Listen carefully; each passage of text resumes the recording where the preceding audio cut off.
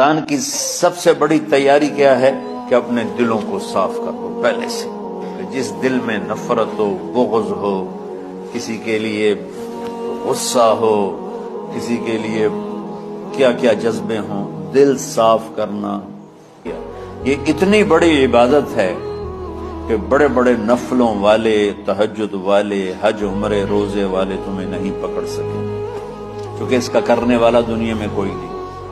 नफल पढ़ने वाले तो बेशुमार हैं, उम्रे करने वाले बेशुमार हैं, उलमा बेशुमार हैं, हाजी बेशुमार हैं, सखावत करने वाले बेशुमार हैं, लेकिन इस टुकड़े को साफ करने वाला लाखों में एक भी नहीं।